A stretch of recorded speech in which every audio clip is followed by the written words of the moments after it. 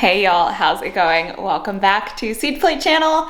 We have a bunch of garden chores, so I wanted to bring you along and we can chit chat while we're garden choring. How's that sound? Pretty good? It's been a gorgeous day here today. I've actually spent most of my day outside doing stuff. We did our first lawn mow since the freeze because there are parts of our lawn that get this like really thick winter rye. So yeah, it was time for that. So we did have a pretty decent freeze and it wiped out a lot of the stuff in the gardens.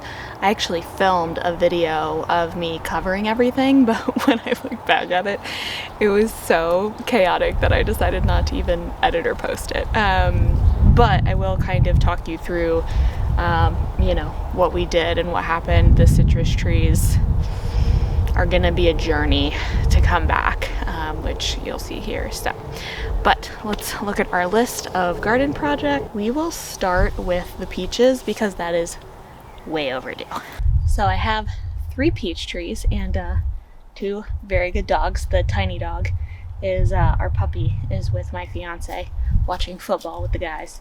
But peaches. So I'm pretty sure that this peach tree has a disease called canker. There's a lot of varying information out there about canker and what to do about it. I'm not even 100% sure this tree has it. I think I definitely wounded the tree with a weed whacker before I put the border around it. So I was talking to the people at my local garden center yesterday and I was like, I was listening to this podcast and they said you should just pull the tree and start over. They did not agree with that sentiment. So with stone fruit, and especially with peaches here in the South, because we have really humid environments, you're actually supposed to spray with a copper fungicide after leaf fall. Leaf fall was a little later this year, and actually my Tropic Beauty peach that I'm looking at right now hasn't lost all of its leaves, and it's actually budding. It actually is still budding, even through the freeze that we had, which was multiple days. I didn't cover it. So yeah, that peach tree is a little drunk. She might need to go home early. But yeah, so we're gonna spray this fungicide, and with the canker is considered a weak but systemic fungus. And it can spread from tree to tree, so you should always clean your tools before you prune tree to tree. But yeah, the copper fungicide prevents funguses, but it will not do anything for canker. So canker is kind of one of those things that trees can just live with from my research, and like it's fine. Or not. I don't know. I'm very conflicted. I don't want to get rid of this tree because this one is my rooted cutting from my old community garden, so it's very special. So I'm going to see how it does this season and just watch it and watch my other trees and make sure they don't get anything. And I'm going to try and see how it does. This is just one of those examples of information that varies widely. The reason I think it has canker too, just some symptoms of canker are like a wound on the tree that is like bleeding sap is kind of the biggest tell, and that's exactly what it's doing. And I thought it was just because I wounded it with the weed whacker and it was kind of trying to scar over, but like intermittently it'll still kind of bleed sap. So, but it only happens sometimes, it's not all the time. I don't know. Let's just spray the peaches. So I forgot I actually bought a new sprayer. It's a Chaplin Pro Series, because the sprayer that we did have was kind of an okay sprayer, but we actually started using it for weed killer when we were trying to kill the grass in the rocks that no longer exist. So yeah, never ever use, if you've had weed killer or an herbicide in a container, my suggestion, literally never use it for anything else. So this sprayer is going to be used only for like BT, fungicide, stuff like that. I probably won't even use this sprayer for fertilizer. This will strictly be for fungicide and any insecticides that I use. And there's pictures.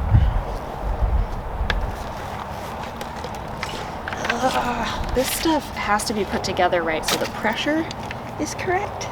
Is that supposed to be one of these things? The fungicide I'm using is the Monterey Complete Disease Control.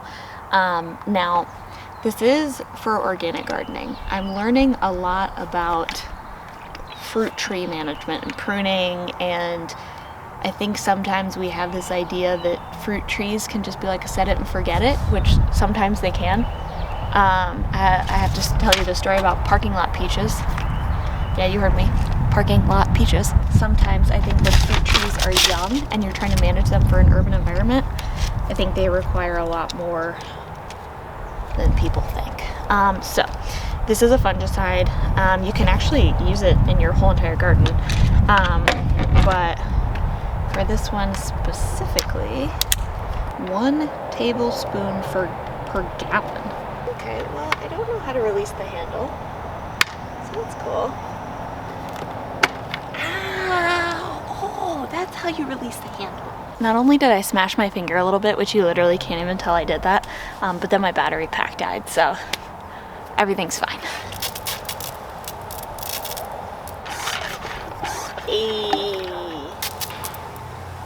Okay, so now that it works, I need to actually put the stuff in. Releasing the pressure is pretty easy on this one. So I'm not gonna wreck one of my tablespoons, so we're just gonna guesstimate. Do as I say, not as I do. Don't do this. That felt like a tablespoon. Now, one of my other ladies at the garden center who always helps me, she actually told me I could spray this on my fruit trees like once a month, probably until they bloom. Which apparently for this Tropic Beauty Peach is now. I'm still gonna spray it, because I know deep down in my bones we're going to have another freeze. We just will. We will have another freeze. And it's probably gonna lose its blooms. I would be shocked. And if it doesn't lose its blooms, yeah, maybe I'll just be wrong. And I was told when I used this spray to try and like drench it as much as possible. Now this one is my Sam Houston peach, and in learning a lot about pruning peaches, I'm learning this one does not have a very good peach pruning shape. So I gotta figure out what I'm gonna do about that. And it's also not growing quite as thick. So I might just be impatient. I've had this one for a couple of years, so I would like for it to be growing a bit better, but we will see.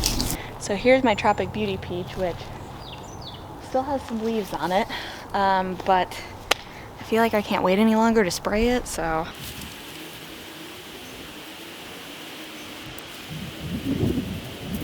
So the other thing I might do is, I'll show you guys my citrus trees. They look very sad. They got nailed by the freeze that we had a couple weeks ago, and I'm sure there will be another freeze, but I need to kind of give them a little TLC. I gave them a pretty severe pruning because there was just a lot of really, really dead wood, and I didn't want that wood. We had 10 inches of rain last week, so I didn't want that wood to become infected because it was weak. But my trees look very sad. It's gonna be a journey watching them come back. So I still have a bunch of this spray. I might just go ahead and spray. The other thing I'm wondering about this fungicide, since it's organic, I wonder if it would stave off powdery mildew. It is a follicular spray, so you have to keep spraying it. But I think I might hit my citrus trees with it real quick just to prevent any fungus, because we did have all of that rain. It was crazy. It felt like it was never gonna stop raining. I don't know if you live in the Pacific Northwest, like, respectfully, I don't know how you do it.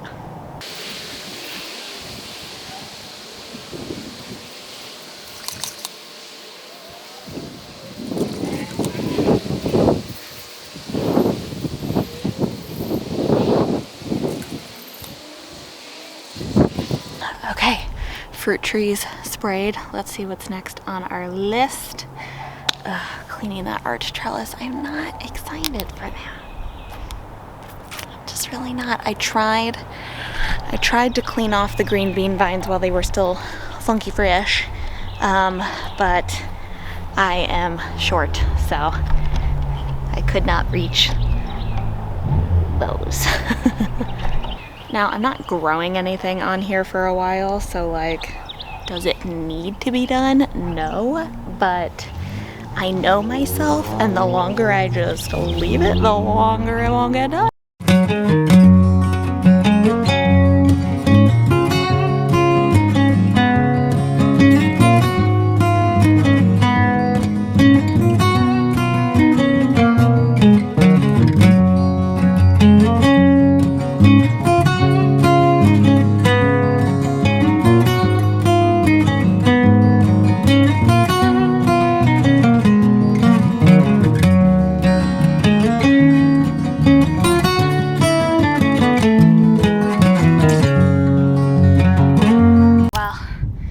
Perfect, but it only took me 20 minutes. And that is the worst part about gardening, in my opinion, is the cleanup.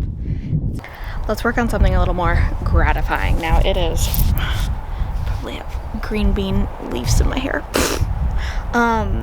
We are only a couple weeks away from potato planting time. I actually got some seed potatoes from my local garden center yesterday, and I'm very excited.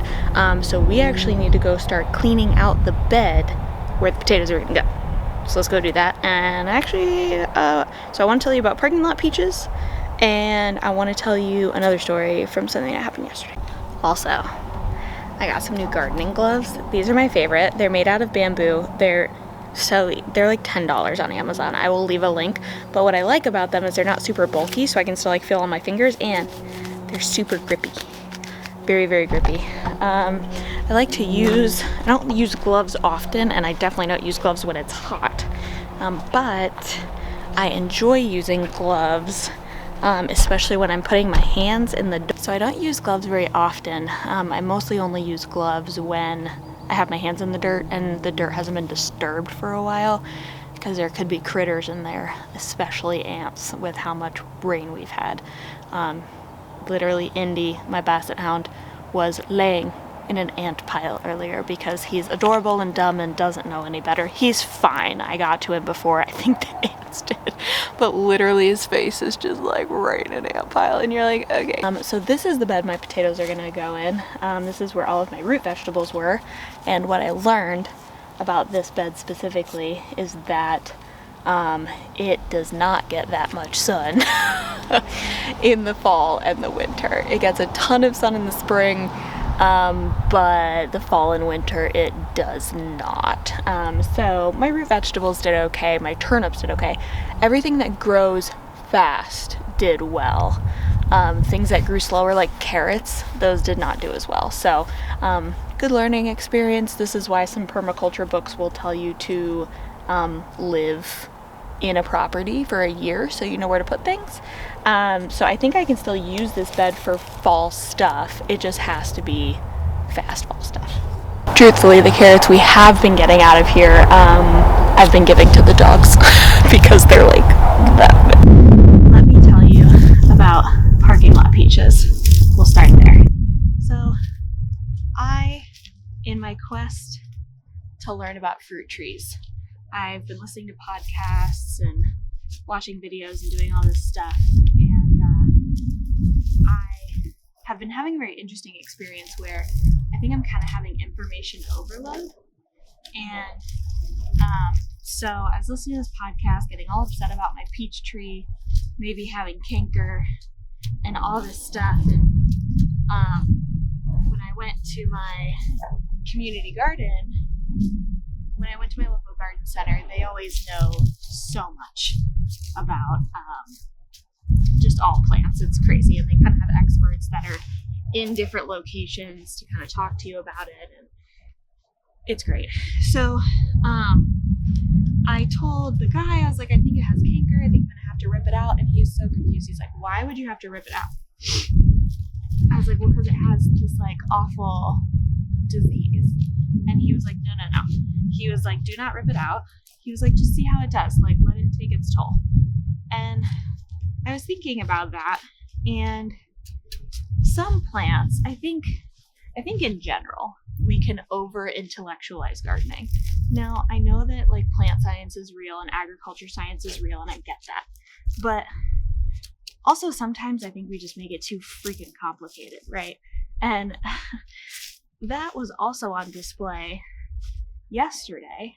I went to a class at that garden center about growing grapes because one of the fun new things Cam and I are going to do this year is we're actually going to grow grapes, and they're Tempranillo grapes because Tempranillo is Cam's favorite kind of wine, and they do really well in our area. So we're really excited.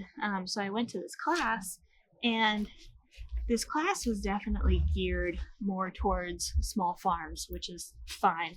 I think you can still learn a lot from classes like that, but it definitely was not for home gardeners, which again is totally fine.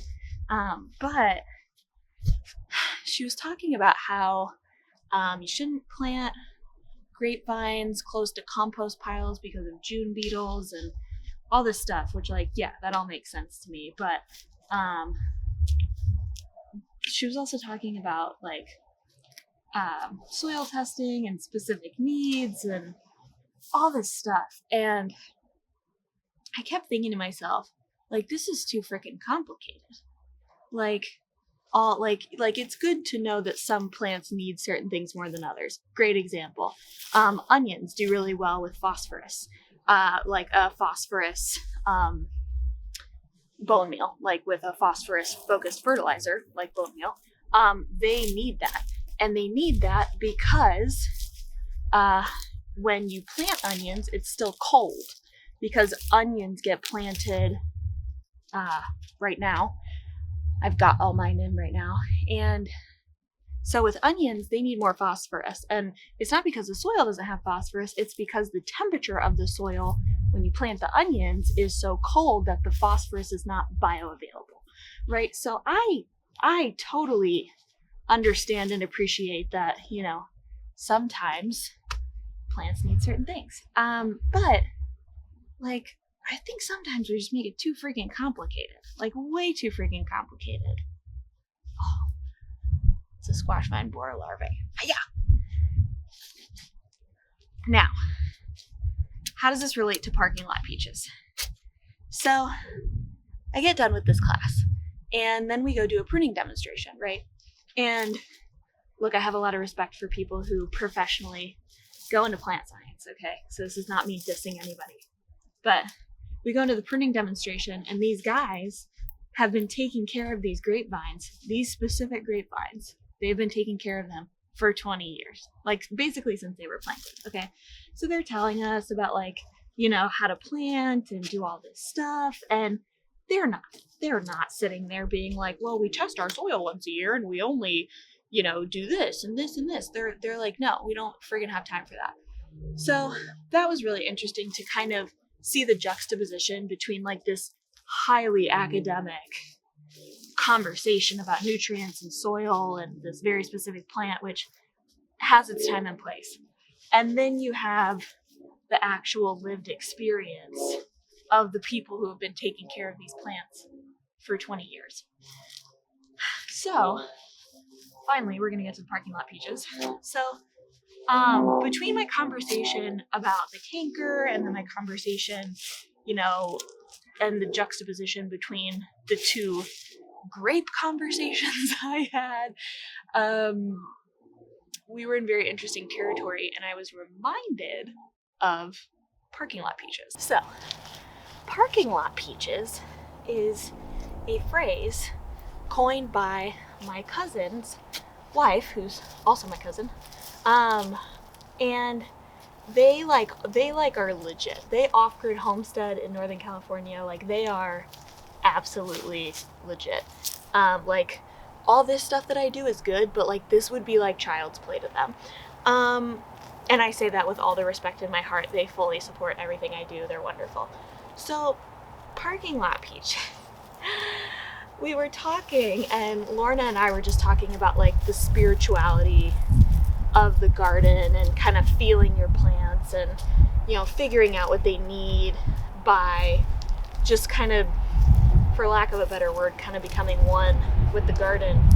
And we were talking about it, and she said, you know, sometimes I think things are just too complicated. And then we started talking about my orchard, and I was like, oh yeah, I have 3 peach trees. And she was like, oh, we love peaches. And I was like, oh, how many peach trees do you have? And she said, none. And I was like, oh, I thought you loved peaches. And she was like, yeah, we do. She goes, but we get parking lot peaches. And I said, what did you just say to me? I said, did you just say parking lot peaches? She was like, yeah. She said, we have this peach tree that has been near our airplane hangar. I think that's where it was. Forever. She said, it literally grows out of the concrete. Nobody ever does anything to it. It never gets pruned. It never gets fertilizer. It never gets any of that. And the peaches just grow. And so we go pick them, and we don't need to plant a peach tree because we have parking lot peaches. And so when I'm having all these conversations, I just keep thinking to myself, like, there has to be something that exists between this over-intellectualizing of gardening and planting. There has to be something that exists between that and parking lot peaches, right? Like, it can't be this freaking hard. I mean, I understand agriculture is the reason why humans are where they are, because we were able to harness nature, and I get that, but like, sometimes we're just making this way too freaking complicated when all we need is some damn parking lot peaches. So that's my story. And I don't know that there's anything tangible in it other than, like, if you're overwhelmed by the amount of information, sometimes you just need to remember parking lot peaches. That, like, fruit just grows. Like, I see plants growing out of the cracks in the concrete all the freaking time.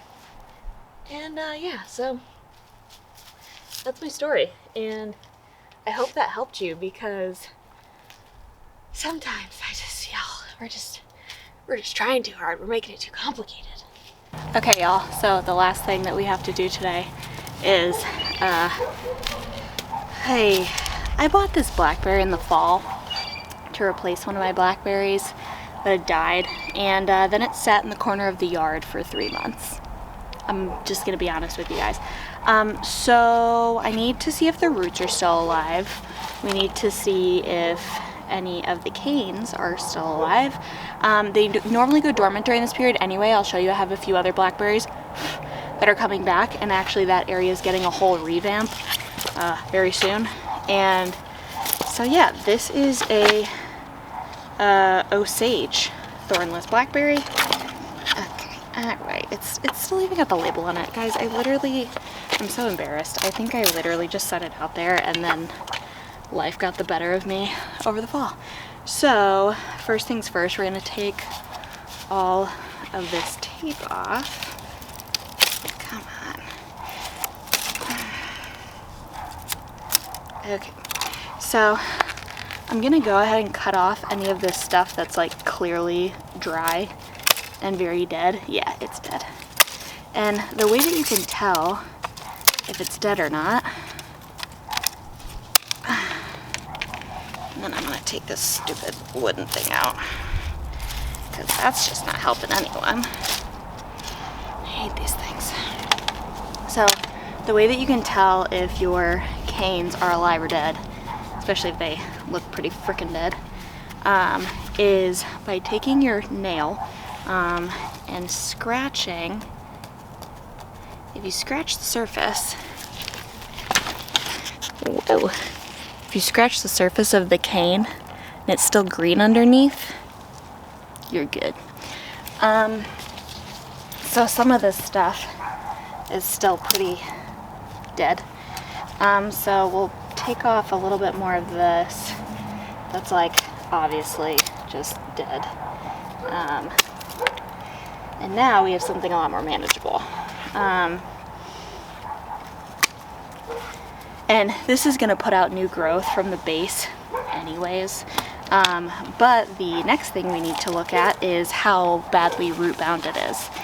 When I pulled it up from the corner of the yard, it had actually started putting down roots through the bottom. It had put down what are called feeder roots, which are the really thin little hair looking roots, because it was looking for water, because these plants are not really meant to stay in these containers. This is like the strongest tape I've ever encountered in my life. Good gosh. Okay, so we know it's alive. That's step number one. Now, yeah, it's gonna pop right out of its pot because she's very, very root bound. So, oh well, you know what? It's not as bad as I thought. So when you're looking at a root bound plant, if you really kind of just start to like dig your fingers in, you want to see how loose everything is, and ideally you want everything to fall down. If things are like wrapped around, you're pretty freaking root bound. And actually, I'm pretty sure that right there is going to be a new shoot that pops up. So when you're dealing with a root bound plant like this, I like to really get in there and loosen up the roots and make sure everything is pointed down before I even dig my hole. Yeah, we've got some good healthy roots. Okay, this isn't as bad as I thought. So let's go plant this sucker.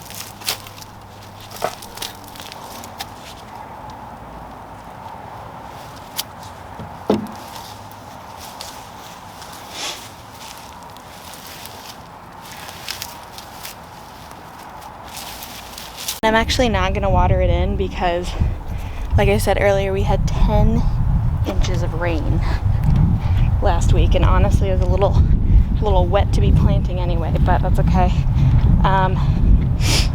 So I'll probably give that blackberry some fertilizer when I give the other blackberries fertilizer. I'm not gonna run. All right, y'all, that does it for today's garden chores. Thanks so much for hanging out with me. We have so many exciting things coming up now that the sun's back out and it's not, 17 degrees. I'm feeling much more excited to be outside and be in the garden. So it is arguably coming up on the funnest time of the year, and I'm not naive. I know we're gonna have more cold weather and more freezes, but I'm just so excited.